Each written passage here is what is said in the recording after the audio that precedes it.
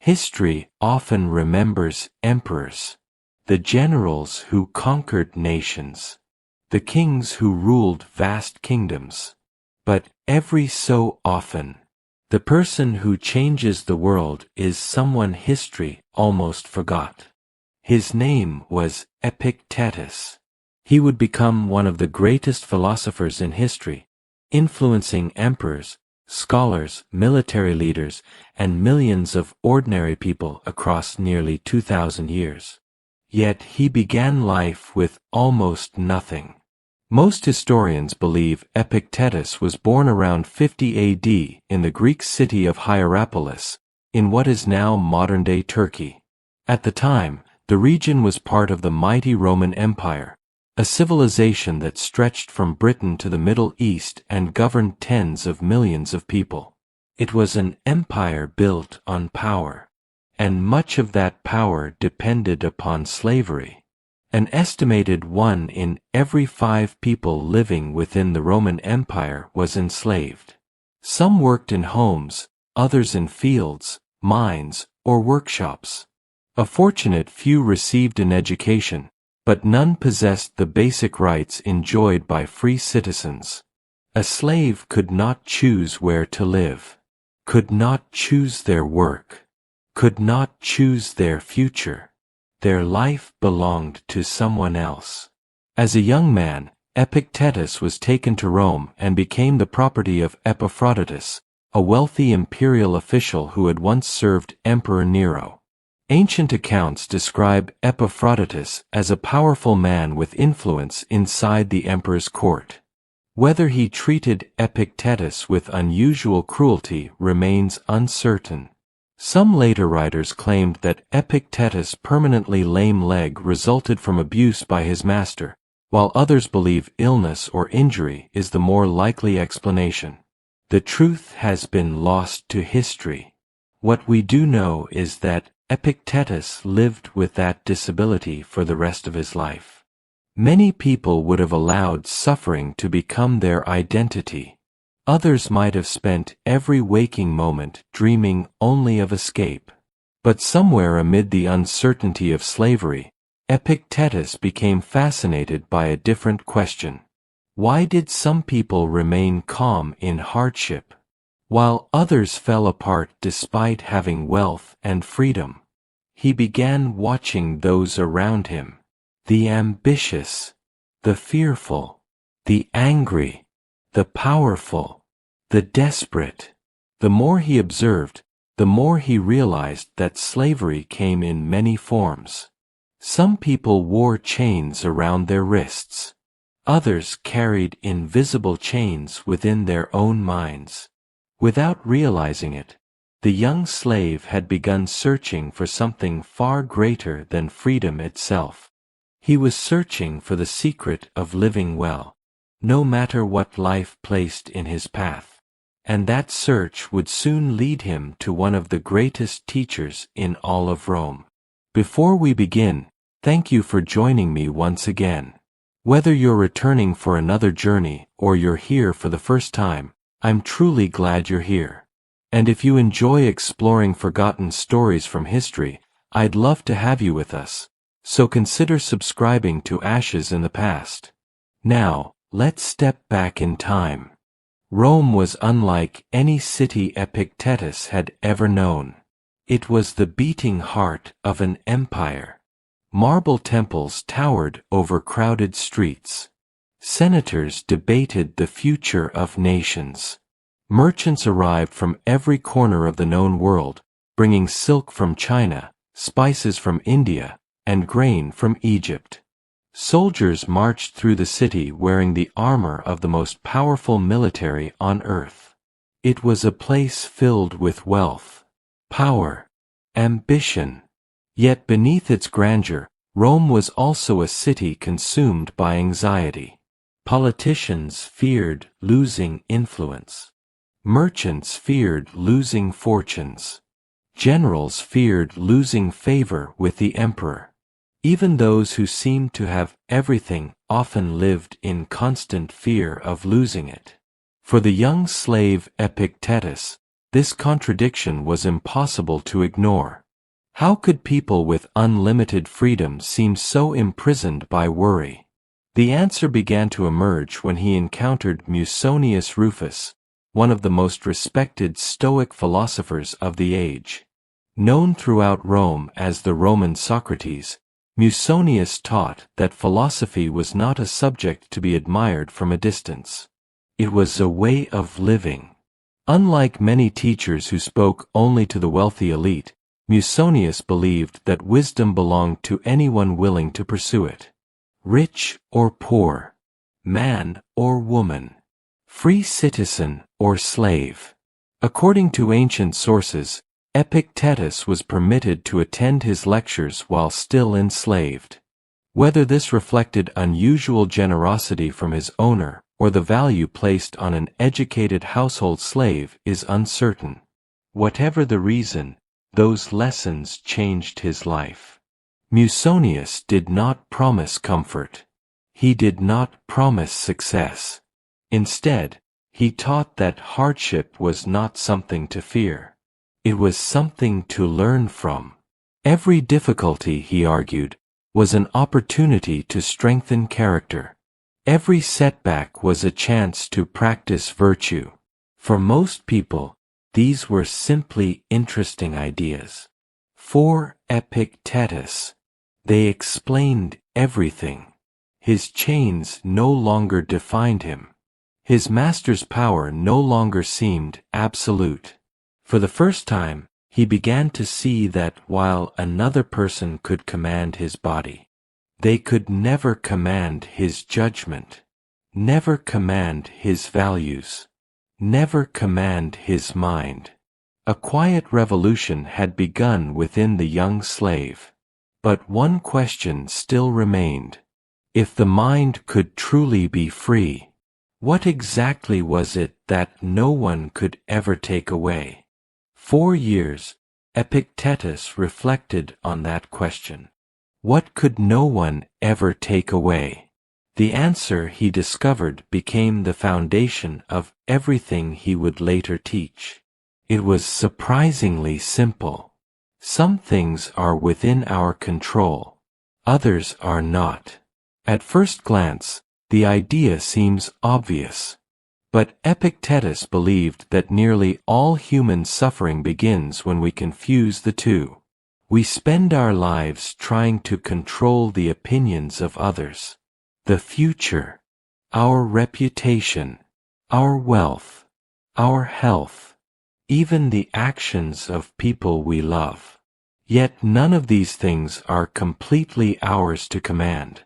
The more tightly we cling to them, the more anxious and frustrated we become. Instead, Epictetus argued that only a few things truly belong to us. Our judgments, our choices, our intentions, our character. These alone remain within our power. Everything else belongs, in one way or another, to fortune, to fate, or to other people. For a slave living in the Roman Empire, this was a revolutionary realization. Epictetus could not choose whether he was free. He could not choose who owned him. He could not choose where he would wake up each morning. But he could choose how he responded. He could choose whether hardship made him bitter or wiser, whether insults controlled his emotions, whether fear dictated his actions. In that choice, he found a freedom no master could ever confiscate. Years later, he would express this idea in words that have echoed across centuries. It's not what happens to you, but how you react to it that matters. Whether he spoke those exact words or whether they are a later paraphrase of his teachings is debated by scholars. But the principle behind them captures the heart of his philosophy. Freedom is not the power to control life. It is the discipline to control yourself. This way of thinking transformed how Epictetus viewed every challenge. Pain became a teacher. Failure became practice. Adversity became an opportunity to strengthen character rather than an excuse for despair. Long before he ever stood before students, he had already become his own first pupil.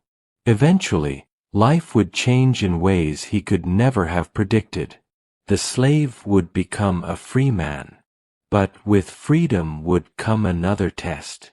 One that threatened not his body, but the future of philosophy itself. Sometime after the death of Emperor Nero, Epictetus was finally granted his freedom.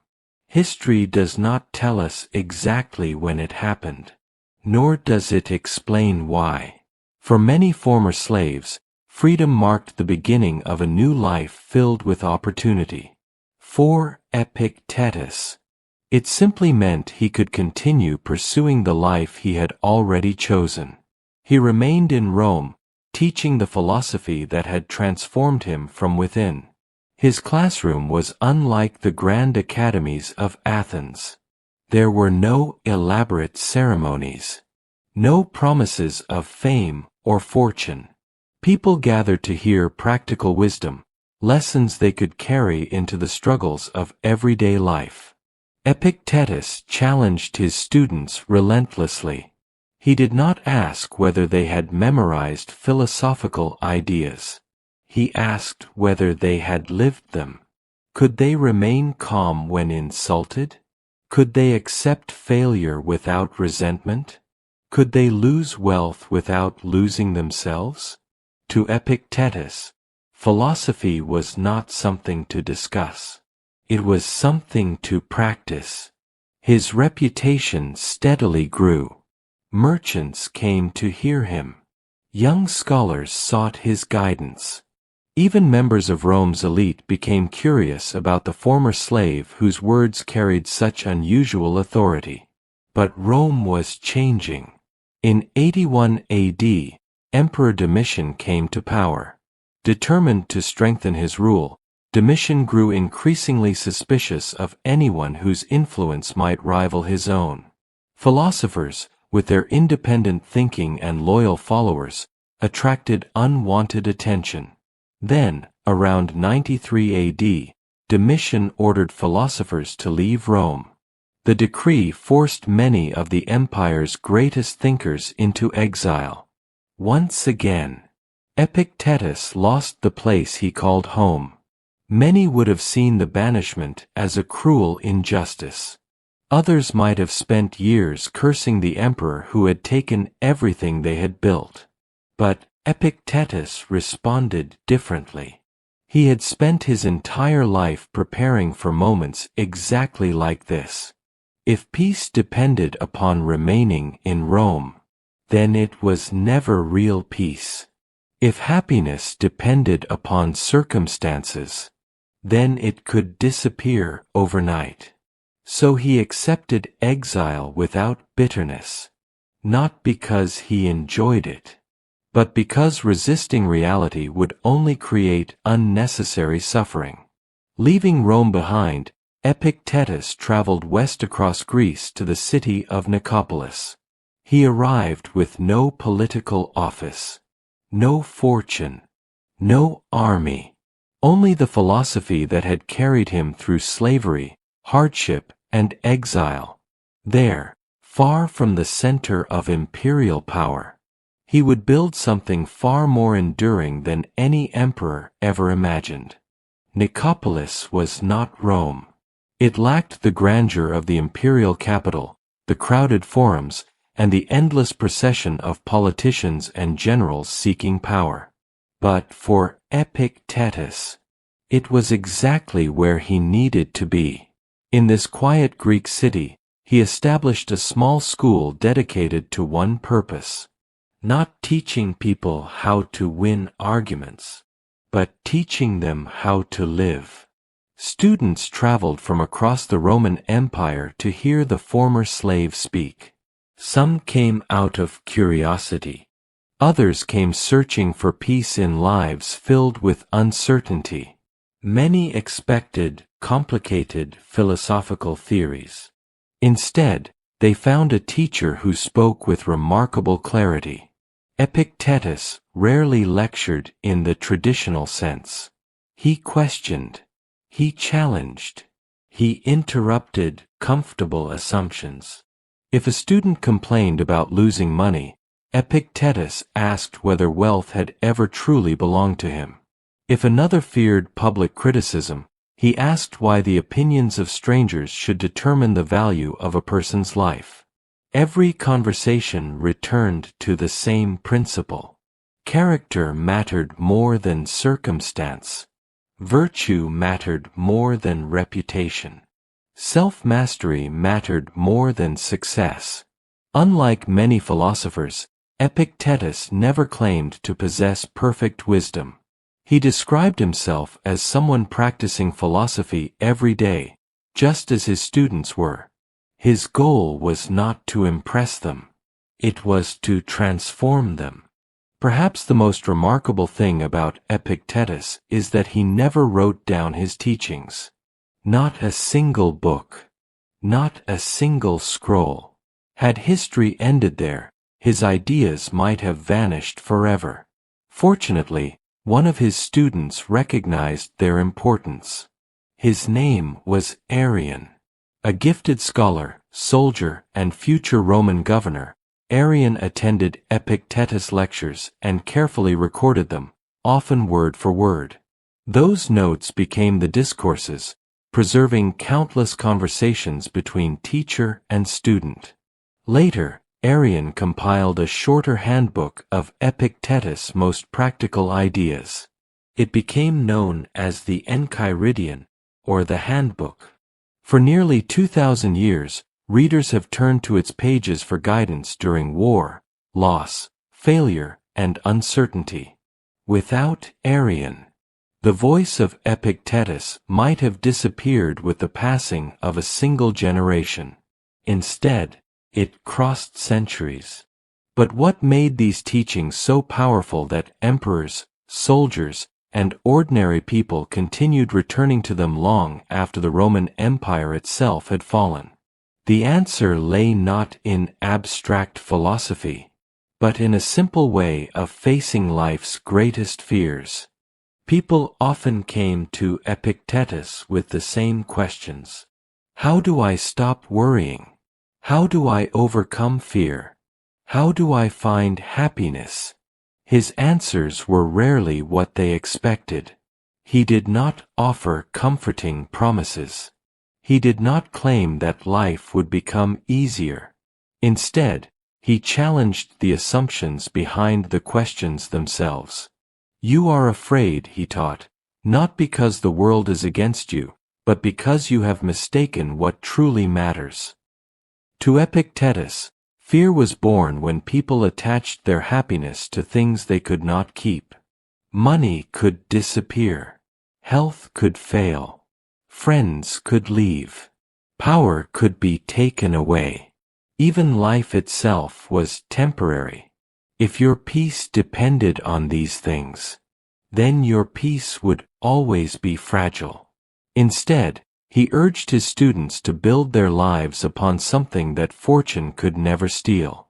Virtue, the courage to do what was right, the wisdom to judge clearly, the self-control to master desire, and the justice to treat others with fairness. These, he believed, were the only true possessions. Everything else was merely on loan from life. Epictetus also warned against becoming a prisoner of public opinion. Many people, he observed, spend their lives chasing approval. They alter their words to gain praise, hide their true selves to avoid criticism, measure their worth by the applause of strangers. But another person's opinion, he reminded them, lies outside your control. To surrender your peace to it is to hand your freedom to someone else. His philosophy was demanding. It required discipline every single day. Not because life would stop testing you, but because it never would. Illness would come. Loss would come. failure would come. The question was never whether suffering could be avoided. The question was whether suffering would define you. For Epictetus, every hardship became an opportunity to practice virtue. Every insult tested patience. Every disappointment strengthened resilience. Every setback became another chance to choose character over comfort. It was this practical wisdom that made his teachings endure. They were not designed for peaceful times alone. They were built for life's storms. And centuries later, one of the most powerful men in the world would discover that the greatest guide to ruling an empire had been written by a man who had once lived as a slave. Epictetus never met an emperor. He never commanded an army. He never built a monument in his own honor. Yet his influence reached places that power alone never could. Among those who encountered his teachings was a young Roman noble named Marcus Aurelius. As Marcus grew into adulthood, he immersed himself in Stoic philosophy. He studied the works of several Stoic thinkers, including the recorded teachings of Epictetus. Their influence helped shape the man who would later become one of Rome's greatest emperors. When Marcus eventually wrote his private journal, now known as Meditations, echoes of Epictetus appeared throughout its pages. The reminder to focus only on what lies within your control. The call to meet hardship with dignity. The belief that character matters more than comfort. These ideas became guiding principles for an emperor responsible for millions of lives. It was one of history's great ironies. A man who had once been owned as property helped shape the thinking of the ruler of the Roman world. But Epictetus' influence did not end with Rome. His teachings survived the collapse of the empire. They resurfaced during the Renaissance. They inspired philosophers of the Enlightenment. In the modern era, psychologists found remarkable similarities between Stoic ideas and what would become cognitive behavioral therapy, one of the world's most widely used approaches to treating anxiety and depression. Military leaders have studied his writings to develop resilience under pressure. Athletes have used his principles to remain focused during competition. Business leaders have drawn on his philosophy to navigate uncertainty and failure. Ordinary people facing illness, grief, and hardship continue to find strength in words spoken nearly 2,000 years ago. Few teachers have traveled so far through time. Epictetus left behind no wealth, no political dynasty, no grand buildings bearing his name. His legacy existed entirely within the minds of those who chose to live differently because of what he taught. Long after emperors, kingdoms, and even the Roman Empire itself had disappeared, the voice of the former slave continued to guide humanity. And perhaps that reveals the greatest measure of a person's life. Not what they possess, but what they leave behind. As Epictetus' own journey drew to a close, one final question remained. What does it truly mean to be free? History has celebrated countless powerful men, emperors who ruled vast territories, generals who commanded unstoppable armies, kings who possessed unimaginable wealth. Most of them have faded into the pages of history, but the words of a man born in chains continue to be read around the world. That is the legacy of Epictetus.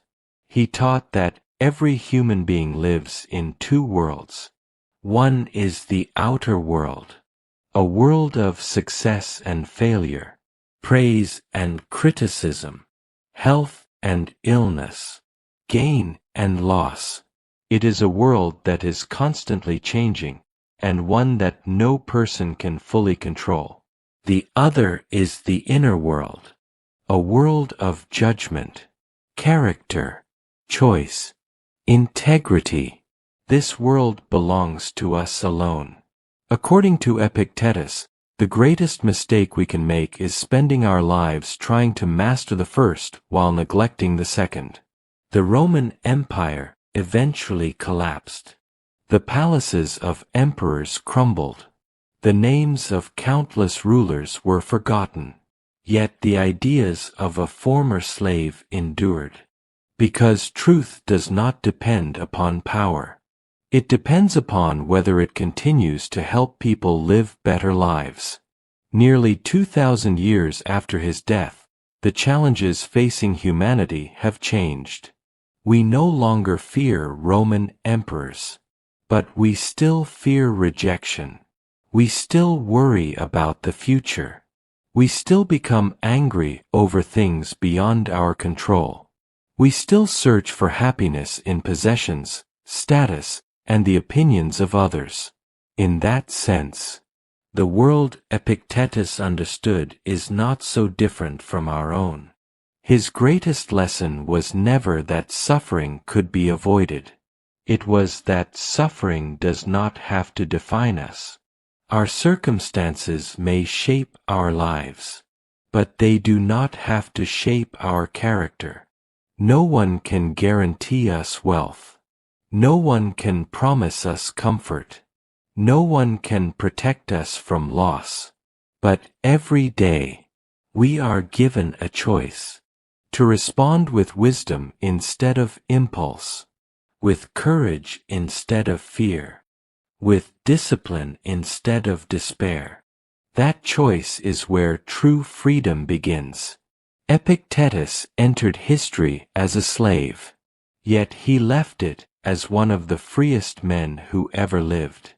Not because he escaped every hardship, but because he mastered the only kingdom that truly belongs to any of us, our own mind. And perhaps that is the greatest victory a person can ever achieve.